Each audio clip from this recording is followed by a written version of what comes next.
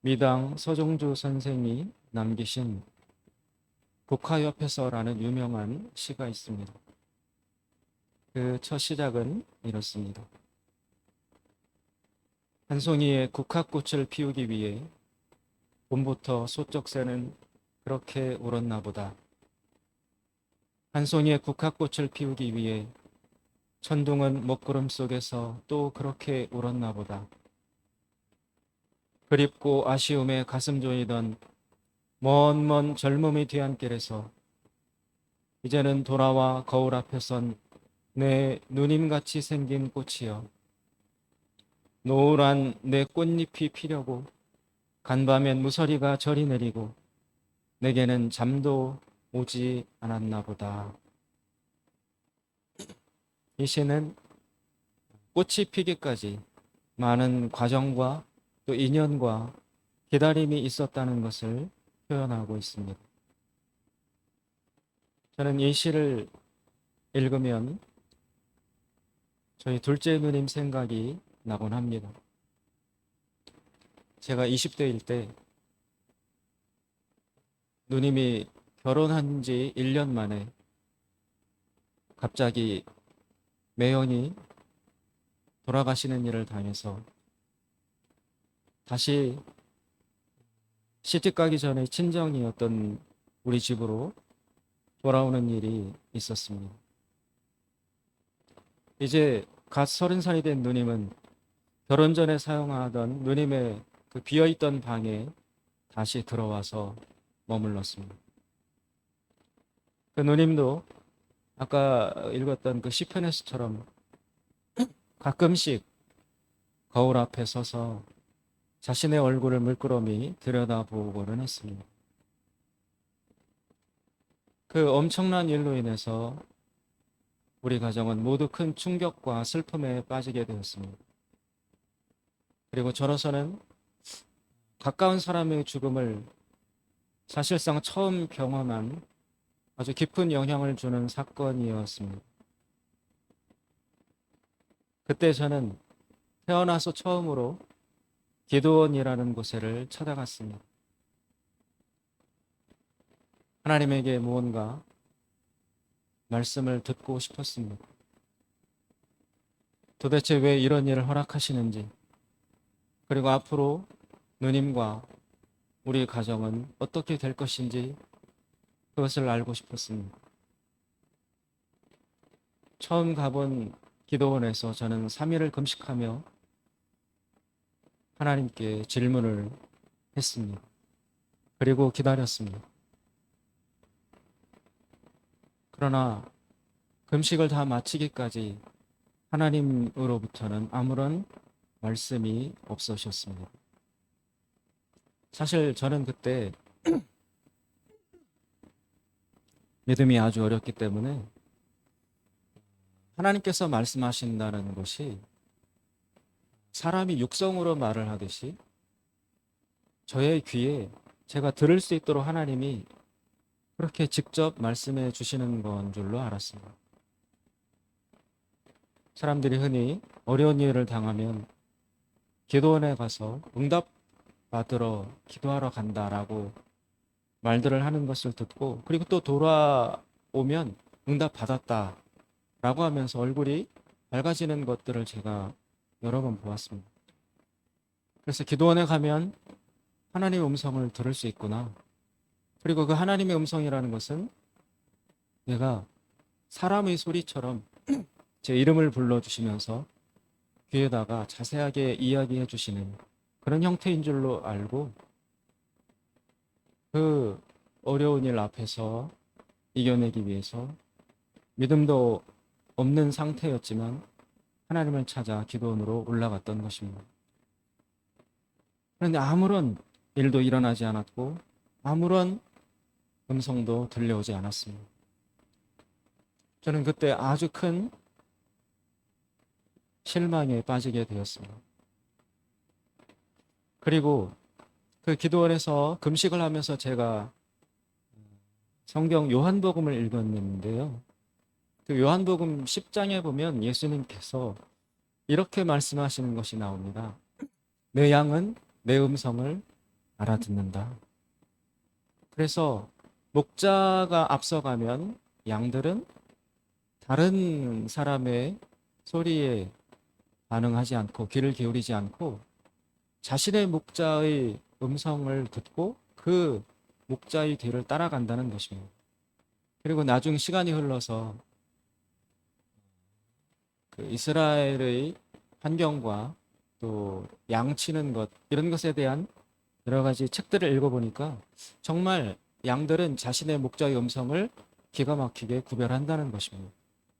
되게 목동들이 양을 칠 때 혼자서 다니는 것이 아니라 목자들 여러 명이 같이 자신들의 양을 끌고 와서 같이 풀을 뜯기고 목양을 하는데 그러다 보면 양들이 다 섞이게 된다는 거예요. 그리고 또 저녁에 양들을 재우기 위해서 우리 안에 넣을 때 여러 명의 목자가 데리고 온 수많은 양들이 다 섞이게 된다는 것입니다. 그러나 아침이 되어서 우리의 문을 열고 그 양들을 이제 나오게 할 때 어떤 목자가 그 자신의 한 양의 머리를 톡톡 치고 그리고 이제 목소리로 말하고 앞서가면 그 수많은 양떼 중에서 그 목자가 데리고 왔던 양들만 정확하게 그 목자의 뒤를 따라서 빠져 나간다는 것입니다. 예수님께서 당시의 그 양치는 형편을 잘 알고 계셨기 때문에 그 현실을 반영하여 양들은 목자의 음성을 듣는다. 이렇게 말씀하시는 것이었습니다. 그런데 그때 믿음이 짧았던 저희 생각으로는 이렇게 적용을 하게 된 것입니다. 그렇다면 우리의 목자이신 예수님의 음성도 예수님의 양들은 들을 수 있다는 것이 아닌가. 그런데 나는 왜 못 듣지?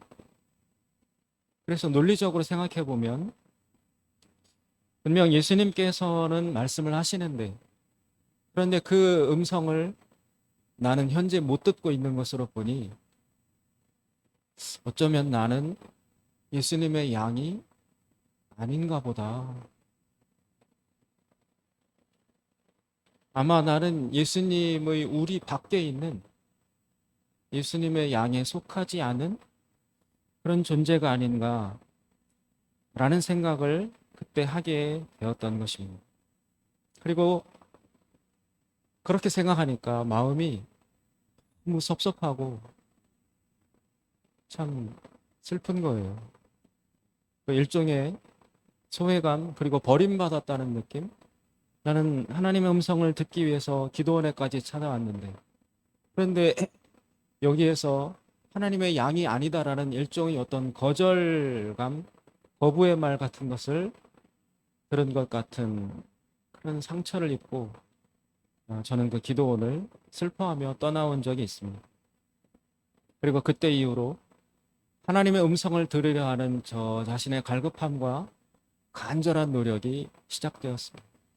정말 하나님의 음성을 듣고 싶었습니다. 또 성경에 보면 많은 믿음의 선진들이 다윗과 같은 이런 사람들이 하나님께 물었을 때 하나님이 그 질문에 대답해 주셨다, 말씀해 주셨다는 이야기가 많이 나오고 있습니다. 그래서 저는 제 귀에 직접 들려오는 하나님의 그 음성을 듣기 위해서 정말 많은 몸부림을 쳤습니다. 그래서 하나님의 음성 듣기와 관련된 많은 책을 읽었고 또 기도도 많이 했었습니다. 그러나 이제 그때로부터 이렇게 많은 시간이 흐른 지금 저는 하나님의 음성이, 하나님의 말씀이 그렇게 들려오지는 않는다는 것을 이제는 알게 되었습니다. 그리고 또 한 가지, 이제 저는 하나님의 음성을 이미 듣는 자가 되어 있다는 것을 저 자신이 압니다. 그리고 마음으로 느낍니다. 그리고 이제는 평안합니다. 20대의 청년일 때 하나님 말씀을 듣지 못해서 슬퍼하고 거절감을 느끼고 좌절하던 그때의 시절로부터 이제 시간이 흘러 이 자리에 서 있는 지금은 저는 하나님의 음성을, 하나님의 말씀을 듣는다라고 스스로에게 자부할 수 있습니다. 그리고 그때의 그 불안함, 섭섭함, 그런 것들로부터 다 벗어나서 지금은 평안하고 하나님을 신뢰하고, 그리고 예수님께서 나의 정말 부인할 수 없는 자비로우신 그런 목자이심을 저는 분명히 지금 알고 그렇게 믿고 그렇게 살아가고 있습니다. 오늘 우리가 읽으신 본문 말씀에 보시면 정말 유명한 씨 뿌리는 자의 비유가 나오고 있습니다. 이 말씀은 어떤 면에서 보면 매우 쉽고, 그러나 어떤 면에서 보면은 굉장히 어려운 말씀이라고 할 수 있습니다. 이 내용은 우리가 너무나 잘 알고 있습니다. 농부가 씨를 뿌리러 나가서 씨를 뿌렸는데 그 씨가 4가지 종류의 각각 다른 땅 위에 떨어졌다는 것입니다. 사람들이 많이 걸어 다녀서 딱딱해진 길 옆에 떨어진 씨도 있고, 그리고 겉은 흙이지만 바로 밑에는 큰 돌과 바위가 있어서 뿌리를 내리기 어려운 그런 돌밭 위에 떨어진 씨도 있고, 또 여러 강인한 잡초와 가시나무 같은 뿌리를 깊게 내리는 그 땅에 떨어져서 그 잡초들과 경쟁하느라 제대로 성장하지 못하는 그런 씨들도 있고, 또 마지막 한 가지는 아주 비옥하고 돌도 없고 잡초도 없는 깨끗하고 아주 순결한 밭에 떨어져서 이 씨앗이 무럭무럭 잘 자라는 그런 밭도 있다라는 내용입니다. 그런데 저는 이 본문의 말씀을 여러 번 읽어봤지만 늘 읽을 때마다 사실상 제 자신이 참 좋은 밭이다, 좋은 땅이다, 그래서 아주 결실을 많이 맺는 그런 아름다운 땅이다라는 그런 자각을, 자신을 참 하기가 어려웠습니다. 늘 읽을 때마다 돌밭 같고 또 여러 방해하는 염려와 걱정과 근심에 시달리는 그런 잡초의 뿌리가 많이 내려 있는 그런 가시떨기밭과 같지 않을까. 그래서 이 말씀을 읽을 때마다 늘 부끄럽고 제 자신을 돌아보게 되고 반성하고, 그리고 또다시 좋은 밭이 되어야 되겠다는 결심을 하고, 그렇게 이 본문과 지내왔습니다. 그리고 또 많은 이 본문을 가지고 설교하신 분들의 그 말씀을 들어보면 다 그렇진 않지만 상당 부분이 비슷합니다. 주로 설교를 듣는 태도에 대해서 적용을 하고 있습니다. 설교 시간에 주는 것, 마귀가 말씀을 빼앗아가는 것이다, 길가에 떨어진 것이다, 또 다른 생각하고 있는 것, 요즘은 핸드폰이나 주식 투자, 설교를 들으러 와서 앉아있으면서 그런 것에 마음을 뺏기고 있는 것, 그것이 바로 돌밭이고 가시떨기 밭이다. 그리고 우리 마음속의 욕망과 불신앙과 염려, 세상적인 것들을 다 제거해야 된다. 그래서 좋은 밭이 되어야 된다라고 가르쳐 왔습니다. 그러나 저는 오늘 이 본문 말씀에 대해서 좀 다른 방향으로 보고 싶다는 말씀을 드리고 싶습니다. 오늘 본문 말씀은 그런 좋은 땅, 나쁜 땅을 구별하고자 하는 그런 의미에서의 말씀이 아니라 하나님의 관계에서의 자라감을 말하는 것이라고 저는 생각하고 싶습니다. 오늘 말씀이 너는 가시떨기 밭이니까, 너는 길가 밭이니까, 너의 마음엔 세상적인 것들이 많이 있으니까 그러면 안 돼 라고 책망하고, 그리고 이렇게 배제하는 그런 뜻을 담은 이야기가 아니라는 것입니다. 오히려 격려와 권면의 메시지라고 저는 생각합니다. 왜냐하면 지금 오늘 예수님의 이 말씀을 듣고 있는 예수님 주변에 모여든 제자들과 무리들을 한번 생각해 보십시오. 그 사람들을 생각하면 그 중에 과연 좋은 땅에 해당되는 사람이 현재 있겠는가? 제가 볼 때는 그들 모두가 다 출발선상에 서 있는 자들입니다. 지금은 예수님의 사역 초기이고 이 제자들 역시 예수님의 부르심을 받은 지 얼마 안 되는, 이제 막 예수님과 동행하기 시작한 그런 사람들이라는 것입니다. 그리고 제자들을 넘어서서 그 곁에 모여있는 많은 무리들 속에는 오늘 우리가 읽지 않은 그 8장 앞부분에 보면 주로 여자들이 예수님을 따라왔다고 되어 있고요. 그리고 예수님 주변에는 병 고침 받은 자, 귀신을 내어 쫓음을 받은 자, 또 가난한 자, 사람들로부터 손가락질 받는 이런 한계선상에 있는 사람들이 대부분이었습니다. 그들의 마음속에 무엇이 들어있는지 우리는 짐작해 볼 수 있습니다. 당장 이 모여있는 12 제자들을 생각해 봐도 그렇습니다. 요한과 야고보는 그 어머니가 찾아와서 예수님이 나중에 왕의 자리에 오르시면 내 아들 요한과 야고보를 예수님의 좌편과 우편에 그 좌의정과 우의정 자리에 앉혀달라고 엄마가 찾아와서 부탁을 합니다. 역사상 최초의 치맛바람이라고 할 수 있습니다.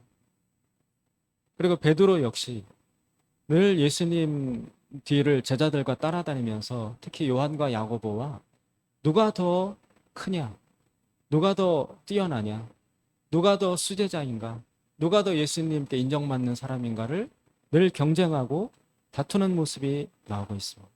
심지어 지금 12명 안에는 가룟 유다도 앉아 있습니다. 그런 사람들의 마음밭을 열어보면 과연 그들 속에 좋은 땅의 수준에 도달되어 있는 그런 사람이 과연 있을까 생각을 하게 됩니다. 거기 앉아있는 사람 대부분이 아마도 길가의 밭, 돌이 가득한 돌짝밭, 또 잡초로 메워져 있는 가시떨기 밭, 그런 밭들에 해당되는 마음을 갖고 있었을 것입니다. 따라서 지금 오늘의 이 비유의 말씀은 예수님이 사용하신 첫 번째 비유인데, 예수님이 지금 출발하는 이 시점에서 이 씨 뿌리는 비유를 말씀하심으로써 너희들 중에 좋은 땅의 마음을 갖고 있지 못한 자들은 다 자격이 없으니 돌아가라. 너희들을 데리고 내가 사역을 못 해나가겠다 라는 식으로 이들을 퇴출하며 그리고 탈락시키려는 의도로 이런 말씀을 하시는 것은 아니라고 봅니다. 오히려 예수님께서는 그들의 마음을 다 아시고 너희들은 앞으로 충분히 좋은 땅이 될 수 있을 것이다. 너희들의 지금 마음은 여러 가지 것들로 가득 차 있겠지만 그러나 나를 따라오고 나와 동행하며 또 나의 가르침에 순종하며 이 길을 가다 보면 너희들도 언젠가는 하나님의 은총과 자비와 사랑에 의해서 충분히 결실하는 아름답고 좋은 땅의 사람이 될 수 있을 것이다라는 격려와 또 소망과 믿음을 심어주려 하시는 의도로 주신 말씀이라고 저는 생각합니다. 그래서 잘 자라가라. 너희들도 할 수 있다. 또 좋은 땅이 될 수 있다. 이런 사랑의 마음으로 이 비유를 들려주신 것이라고 생각합니다. 따라서 그런 관점에서 보자면 오늘 비유에 나오는 특별히 결실이라는 이 말, 지금 결실이라는 기준을 가지고 땅을 구분하고 있습니다. 앞의 세 땅은, 세 종류의 밭은 결국에는 결실을 못하는 땅으로 분류가 됩니다. 그리고 마지막 좋은 땅 한 가지만 결실을 한다라고 되어 있습니다. 그래서 조금 전에 예수님의 그 사랑의 마음이라는 관점에서 보면 오늘 말하는 이 결실이라는 것 역시 생산성의 개념이 아니라고 보아야 합니다. 오늘날 우리 현대인들은 모두 계산에 아주 익숙해서 모든 것을 양적으로, 숫자적으로 생각하는 경향이 있습니다. 그래서 오늘 이런 비유의 말씀을 읽으면서도 결실한다. 그리고 더군다나 100배나 결실한다. 다른 복음서에 보면 30배, 60배, 100배의 결실을 한다. 이 말씀을 읽으면 대부분이 헌금이 늘어나고 물질적으로 풍성해지고 또 사업이 소위 말해서 대박이 나고 성공하고 자녀들은 좋은 대학에 가고 유명한 학위를 받고 좋은 직장에 취직하고 이런 양적인 현실적인 관점으로 이 결실이라는 것을 해석하는 경향이 있습니다. 그러나 예수님의 입장에서는 그렇게 숫자적으로 많이 양적으로 늘어나는 그런 결실을 의미하신다기보다는 질적으로 그리고 영혼의 관점으로 내면적인 면을 이야기하시는 것으로 보입니다. 따라서 오늘 본문에 나오는 결실이라는 것은 성공이나 몇 배 매출이 늘어나고 이런 것이 아니라 오히려 자유, 그리스도 예수 안에서 하나님 안에서 자유함을 누리는 그리고 평안함을 누리는 그리고 다른 사람을 용서하고 이해하고 받아주고 긍휼히 여겨줄 수 있는 그런 넉넉한 성숙함에 이르는 것을 뜻한다고 볼 수 있습니다.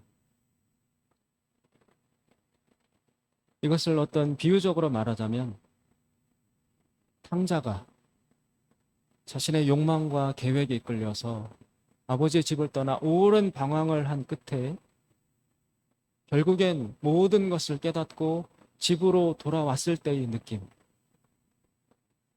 이제는 유혹에도 넘어가지 않고 자신의 욕망과 욕심에도 시달리지 않고 여러 가지 것들을 잘 다스리면서 이제 아버지와 돌아와서 화해하고 또 못났던 지난날의 자신과도 화해하고 그리고 다른 사람들과의 관계도 회복이 되어서 넉넉하고 평화로운 그리고 기쁜 그런 자유함 가운데 평안함 가운데 그렇게 살게 되고 누리게 되는 바로 그런 상태를 예수님께서는 아마 결실이라고 뜻한 것이라고 보입니다. 그렇다면 대부분 우리 자신의 길가의 밭이다, 돌짝 밭이다, 내 마음속엔 바위가 가득 들어있다. 또 내 마음속에는 온갖 잡다한 여러 가지 생각과 번민과 얽히는 것들이 많이 있어서 하나님께로 집중할 수가 없다라는 이런 자각을 하고 있는 그런 우리들이 어떻게 성숙한 편안하고 온유한 그 성숙한 좋은 땅으로 변화될 수 있는지 그것이 우리가 오늘 본문 말씀을 통해서 하나님께 들어야 할 내용이라고 생각합니다. 오늘 말씀에서 결실하지 못하는 세 종류의 땅과 이 좋은 땅의 차이를 본문 말씀을 통해서 찾아내 보자면 여러 가지 것들이 있겠지만 가장 두드러지는 것은 아마도 좋은 땅에 대한 설명의 뒷부분에 나오는 인내가 아닌가 싶습니다. 15절에 보시면 좋은 땅에 있다는 것은 착하고 좋은 마음으로 말씀을 듣고 지키어 인내로 결실하는 자입니다. 이것이 결국 결실하지 못하는 불모의 땅들과 마침내 결실하는 좋은 땅과의 차이를 빚어내는 결정적 요소라고 여기십니다. 인내란 크게 두 가지로 이루어지는데 첫째는 오래 기다리는 것을 뜻합니다. 그리고 두 번째는 어려움과 고통을 참고 견디는 것을 포함하고 있습니다. 그렇게 보자면 좋은 땅이 되기 위해서는 반드시 시간이 필요하다는 것입니다. 지금 돌과 바위로 가득한 사람의 마음이 그 마음밭이 결심을 한다고 또 무언가 어떤 노력을 한다고 해서 하루아침에 금방 좋은 땅으로 변해서 심은 것마다 잘 자라고 100배의 결실을 하는 그런 즉각적인 변화가 일어난다는 것은 사실상 현실적으로 불가능합니다. 작은 밭도 텃밭을 갖고 보신 분은 알겠지만 실제 무언가를 심기 위해서 땅을 파보면 예상외로 돌이 많습니다. 그 작은 몇 평 안 되는 텃밭을 좋은 땅으로 심기에 적당한 땅으로 만들기 위해서도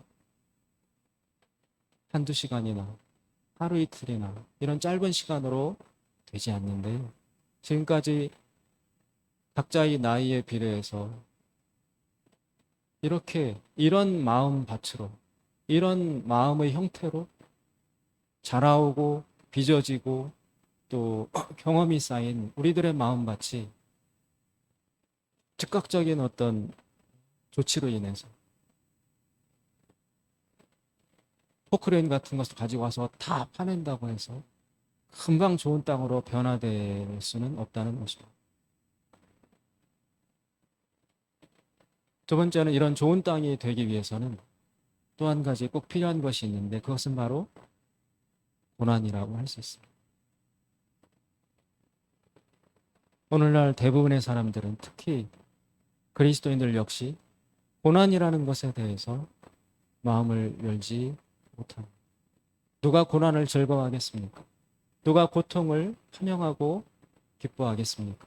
그러나 아주 역설적으로 성경 말씀을 열어보시면 특별히 신약 성경의 바울과 베드로와 야고보가 쓴 서신서들을 읽어보면 공통적으로 고난당하는 것을 기뻐하라.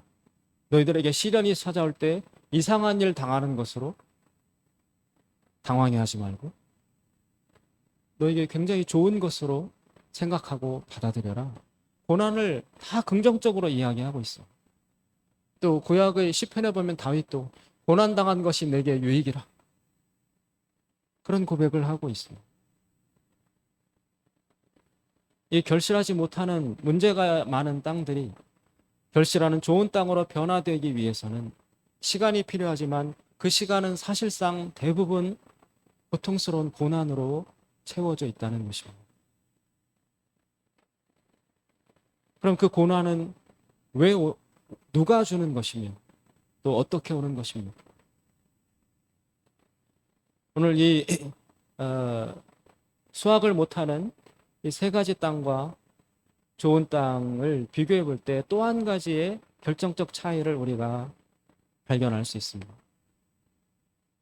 그것은 바로 본문에 나와 있는 씨 뿌리는 자라는 분의 존재입니다. 씨를 뿌리는 사람이 있습니다. 그런데 그 농부가 볼 때 밭의 종류가 다양합니다. 이것은 이스라엘을 배경으로 나온 이야기이기 때문에 그 이스라엘 현지를 이해할 필요가 있습니다. 우리나라는 대부분 논이나 밭이나 반듯하게 경지 정리가 되어 있어서 경계도 분명하고 그리고 그 안에 토지는 이 농부들이 열심히 가꾸고 또 이렇게 관심을 가져서 농사짓기에 적당한 땅으로 다 채워져 있습니다. 그러나 이스라엘은 특별히 그 예루살렘 지역 유대의 땅은 해발 800m의 고산지대입니다. 그래서 예루살렘 주변의 그 유대 지역은 막 골짜기가 많고 평지가 드뭅니다. 그래서 그 지역의 밭이라는 것은 우리나라의 밭처럼 평평하게 경계가 잘 지어진 그런 곳이 아니라 산골짜기에 울퉁불퉁하고 여러 다양한 그런 땅들이 모여 있는 거기를 밭이라고 여기는 것입니다. 그래서 농부가 나가서 씨를 그냥 무작위로 뿌리는 것입니다. 그러다 보면 그 밭이라는 것 자체가 그 안에 다양한 종류의 땅이 섞여 있는 거예요. 돌이 있는 부분도 그것도 밭의 일부분이고, 막 잡초들이 자란 것도 밭에 포함됩니다. 그리고 어떤 부분은 돌도 없고 풀도 없이 깨끗한 좋은 땅이 있는 것이고, 또 어떤 곳은 많이 사람들이 밟고 다녀서 딱딱해진 곳도 있고, 그래서 농부가 여러 씨를 뿌리고 난 다음에 그 중에서 좋은 땅에서 나는 결실만 나중에 수확하는 것입니다. 그런데 여러분, 만약에 씨를 뿌리는 자가 정말 많은 결실을 얻겠다고 진정으로 목적한다면 이 씨 뿌리는 농부가 그 결실하지 못하는 좋지 못한 땅들을 절대로 그냥 두지 않습니다. 반드시 돌을 다 집어내고, 그리고 모든 풀과 잡초들을 다 뽑아내어서 모든 땅을 좋은 땅으로 만들어 가려 할 것입니다. 이런 이 비유를 우리들에게 적용시켜 보면 이 본문에 나오는 씨 뿌리는 그 농부, 그분은 바로 하나님이십니다. 그리고 여기 나와 있는 밭과 땅들은 바로 우리의 마음이고 우리의 영혼이라는 것입니다. 하나님께서 우리들에게 말씀을 들려주시려고, 그 말씀을 듣고 살아나게 하시려고, 결실하게 하시려고, 성숙하게 기쁘게 살아가게 하시려고 우리들에게 날마다 말씀의 씨앗을 하나님은 뿌리시지만, 각 사람의 마음의 형편과 처지와 살아온 환경, 이 다양한 요소가 섞여 있어서 그 하나님이 주시는 말씀을 기쁘게 받아들이지 못하는 사람들이 있고, 또 들었다 할지라도 잊어버리는 사람도 있고, 이 말씀을 지키려 하지만 세상의 여러 가지 풍파와 유혹과 환란과 이 삶에서 부딪히는 여러 가지 어려움들에 시달리느라 하나님 말씀을 키워내지 못하는 그런 형편에 처해 있는 사람들이 있다는 것입니다. 그러면 이 주인이신 농부이신 하나님께서는 이 우리들의 마음밭을 보시고 모두 다 결실하도록, 그래서 기쁨을 얻도록 만들어 주시려는 마음이 충만하신 그 하나님의 입장에서 보면 우리의 마음밭을 농부처럼 가꾸실 수밖에 없는 것입니다. 우리 마음에 들어있는 깊은 상처라는 돌덩이를 하나님은 다 꺼내시고, 그리고 세상을 향하고 욕심과 욕망을 향하여 달려가는 그런 악한 잡초 같은 것들도 다 뿌리 뽑아 내시는 작업을 하실 것이라는 것입니다. 그래서 결과적으로 넓은 관점에서 보면 하나님이 우리를 좋은 땅으로 만들고 결실하도록 그 기쁨을 주시기 위해서 하시는 사랑의 작업이지만, 정작 그 하나님의 손길을 경험하는 우리 자신은 그것이 고통으로, 고난으로, 괴로움으로 경험될 수밖에 없다는 것입니다. 그래서 그 좋은 땅에 이르기 전에 많은 사람들이 하나님을 향하여 시험에 들고, 하나님을 향하여 서운한 마음, 상처 입은 마음에 사로잡히고, 하나님이 살아계시다면 왜 나한테 이런 일을 허락하실까? 그렇게 기도했는데 하나님은 응답하시지 않는다. 하나님은 나를 외면하신다. 이런 자기 감정에 갇혀서 하나님의 손길을 거부하고 싫어하고, 그리고 마음의 문을 닫고 하나님이 주시는 말씀을 들으려 하지 않는 경향들이 나타난다는 것입니다.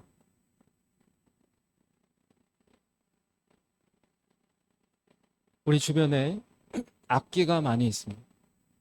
그런데 모든 악기는 연주를 시작하기 전에 반드시 조율이라는 과정을 거쳐야 합니다. 기타도 그렇고 피아노도 그렇고 다 조율이 필요합니다. 이 조율이라는 것은 음을 맞추는 거잖아요. 기본 음에, 기준되는 음에 이 악기의 음을 맞추어야 비로소 악기로서의 기능을 발휘할 수 있는 것입니다. 이 조율이라는 것은 다른 말로 표현하면 주파수를 맞추는 것입니다. 영어로 튜닝이라고 해요. 튜닝. 우리 주변에 많은 전파들이 날아다니고 있는데 내가 가진 단말기로 라디오를 통해서 그 스쳐 지나가는 그 메시지를 붙잡아서 음성으로 듣기 위해서는 주파수를 맞추는 작업이 반드시 필요합니다. 그렇게 주파수를 맞추는 작업, 조율하고 튜닝하는 작업이 씨 뿌리는 자 대신 하나님과 그 씨를 받아 자라야 될 우리 자신의 마음밭과 이렇게 어긋나고 틀어져 있는 이 상태를 조율하는, 튜닝하는 과정이 반드시 필요하다는 것입니다. 그리고 그 튜닝하는 과정은 때로는 악기의 입장에서 우리 또 밭의 입장에서 비틀리고 당겨지고 때로는 잘라내고 이런 하나님의 손길에 의해서 고통과 괴로움으로 느낄 수 있다라는 것이고 그 튜닝이 온전히 이루어져서 하나님과 나와 주파수가 맞추어져서 하나님의 음성이 들려올 수 있게 되기까지는 많은 시간이 걸린다는 것입니다. 이처럼 하나님과의 그 주파수가 맞지 않아서 뒤틀려 있고 또 하나님과 소통이 되지 않던 한 사람이 긴 인내 시간을 거쳐서 하나님의 말씀을 들을 수 있는 그런 성숙한 사람으로 성장해 나가는 좋은 예가 우리 성경에 나오고 있습니다. 바로 구약 성경의 모세라는 인물. 너무나 잘 알고 있는 모세의 인생 스토리는 이렇습니다. 그가 왕궁에서 교육을 받고 그리고 나이 40에 자신의 동족인 이스라엘 백성을 구원하기 위해서 애굽인과 부닥쳤다가 뜻하지 않게 살인을 하게 되어서 자신의 계획에는 전혀 없던 광야로 도망쳐서 거기서 생활을 하게 됩니다. 그 모세의 입장을 여러분 한번 우리가 생각해 보십시오. 모세는 그 도망쳐간 그 자리가 그 광야의 땅이 좋았겠습니까? 마음에 들었겠습니까? 그리고 모세가 그런 곳에 가서 시간을 보내기를 과연 스스로 원했겠습니까? 자신의 인생이 그렇게 비틀려 버리고 그런 막다른 골목에 처하게 될지 모세는 전혀 생각해 본 적이 없습니다. 그러나 운명의 힘에 이끌려서 모세는 그 땅에서 정착을 하고 결혼을 하고 자녀도 낳고 그리고 그곳에서 생활하게 됩니다. 그 장인의 처가에서 얹혀 지내면서 장인의 양들을 치는 목자로서 생활합니다. 매일 양을 몰고 나가서 양들에게 풀을 뜯기고 또 집으로 양들을 몰고 돌아오는 이 아주 단순한 생활이 무려 40년 동안이나 진행이 됐습니다. 모세는 애굽의 궁정에서 당대 최고의 엘리트 코스를 밟아서 지성으로나 능력으로나 체력으로나 그 어떤 것에도 뒤지지 않는 최상위 클래스에 속하는 사람이었는데 그 사람이 광야로 쫓겨와서 도망와서 지낸 40년 동안 애굽에서 배웠던 그 많은 실력과 기술과 능력을 그 광야의 땅에서는 써먹을 곳이 한 군데도 없었어요. 책과 칼과 지휘봉 이런 것들이 들려 있었어야 할 모세의 손에는 그런 것들은 다 사라지고 양을 몰때치는 지팡이 하나밖에 없었어요.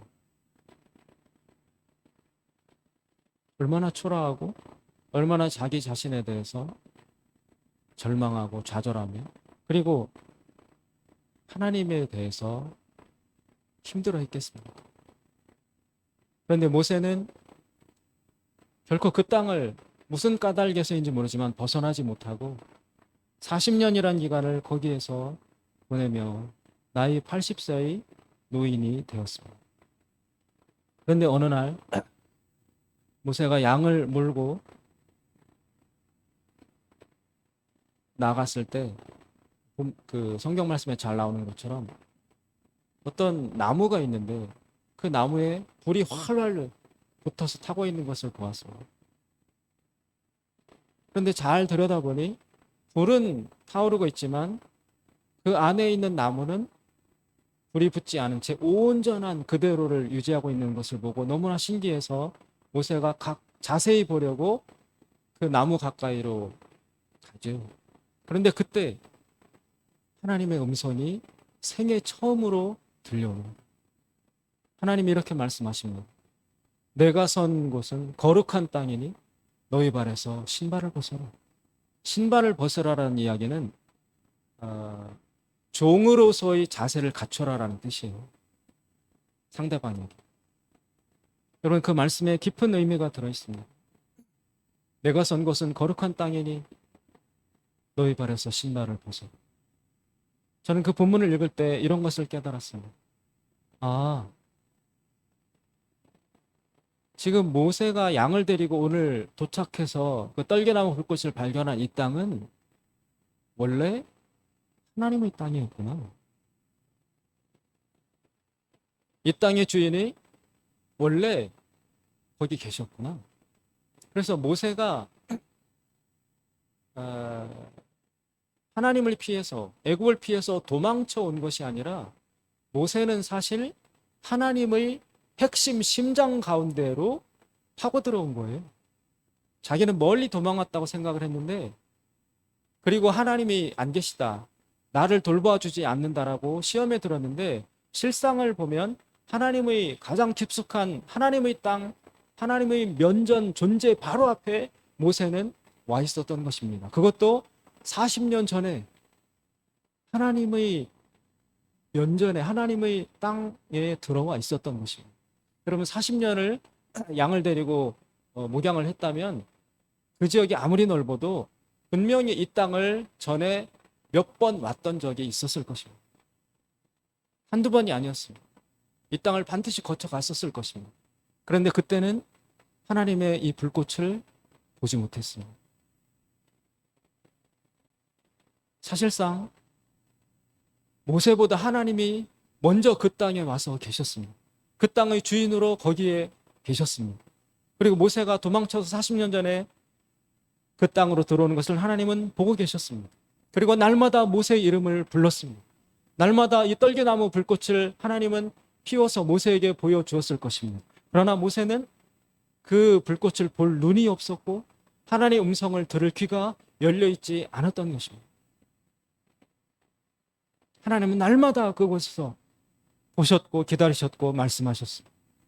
그러나 모세는 듣지 못한 채 실망하고 낙심하고 하나님에게 상처를 받으며 늘 집으로 돌아갔습니다. 그러다가 40년이 지난 오늘에서야 비로소 모세의 내면에 있던 그 굵은 바위덩어리, 증오심, 낙심, 패배감, 바로와 애굽인들을 향한 미움, 자기 동족에 대한 배신감, 여러 가지 온갖 그런 것들, 돌멩이와 잡초 같은 것들이 드디어 오늘 뽑혀나가고 이제서야 하나님의 음성이 들려올 수 있는 좋은 땅으로 오늘 변화가 된 것입니다. 그 땅의 주인은 하나님이셨습니다. 이제서야 모세는 하나님의 음성을 들을 귀가 열린 것입니다. 좋은 땅이 된 것입니다. 그리고 그날의 사건을 계기로 하나님은 모세에게 사명을 주시고 이스라엘 역사의 예수님의 부활, 십자가 부활 사건 다음으로 구속 역사에서 의미가 있는 출애굽의 구원 역사를 모세가 이끌어냅니다. 이것은 여러분 30배, 60배, 100배의 결실이 아니라 말로 설명할 수 없는 수만, 수억 배의 결실을 모세라는 한 사람의 변화로 일으킨 것입니다. 사랑하는 여러분, 오늘 주님께서 우리들에게 이 비유, 씨 뿌리는 비유를 통해서 주시는 격려의 말씀은 바로 이것입니다. 너희들의 마음 상태를 내가 다 안다. 결코 그리고 너희들을 책망하지 않는다. 돌이 들어있다고, 잡초가 많다고 나는 너희들을 버리지 않는다. 다 그렇다. 모든 사람들이 그렇다는 것을 내가 왜 모르는가. 그리고 이제부터 나와 시작하자. 나와 동행하자. 나를 따르고 나와 같이 연습하고 배우고 훈련하면서 그리고 그런 시간을 지내다 보면 너희들도 결국엔 기름지고 좋은 땅이 되어서 너희들을 통해서 수많은 결실들이 맺혀질 것을 나는 분명히 지금 보고 있다. 그렇게 말씀하고 계십니다. 이 제자들의 나중에 변화되는 모습을 보면 그것이 사실임이 입증이 됩니다. 베드로, 요한, 야고보 이 제자들이 모두 예수님을 따라다니며 마침내 결국에는 변화되어서 하나님과 복음을 위해서 열심히 충성하는 아름다운 사람들이 다 될 수 있었어요. 사랑하는 여러분, 지금 우리가 어떤 상태에 있든지 어떤 마음의 밭이 있는지 그것이 중요한 것이 아니라 하나님이 우리를 이끌고 계시고 결국 모세처럼 날마다 하시는 하나님의 그 말씀이 나에게 들려오기까지, 그날이 오기까지 하나님을 신뢰하며 하나님을 인정하며 보이지 않더라도 하나님을 믿는 마음으로 겸손히 인내하며 따라가는 그런 자세가 우리에게 있다면 우리의 능력이 아니라 하나님의 은혜의 힘으로 우리는 분명히 좋은 땅이 되는 날이 것입니다. 그 소망의 능력과 위로를 주시고자 하시는 그 예수님의 깊은 사랑이 오늘 비유의 말씀에 들어있다고 저는 생각합니다. 기도하시겠습니다. 자비로우신 하나님 아버지, 우리가 어떤 삶을 살아왔는지 또 어떤 마음 상태를 지금 이루고 있는지 하나님은 모두 다 아십니다. 하나님의 손길을 이해할 수 없어서 나에게 다가오는 고난을 받아들일 수 없어서 괴로워하고 힘들어하고 거부하고 도망다녔던 우리들의 이 부족하고 가난한 자아를 불쌍히 여겨주셔서 하나님께서 우리들을 빚어 정말 아름다운 작품으로 만들어 내시기까지 주님의 어루만지시고 고치시는 손길을 기쁜 마음으로 잘 받아들이고 견딜 수 있는 좋은 인내의 마음과 자세를 우리들에게 창조하여 주시옵소서. 예수님의 이름으로 기도드리옵나이다.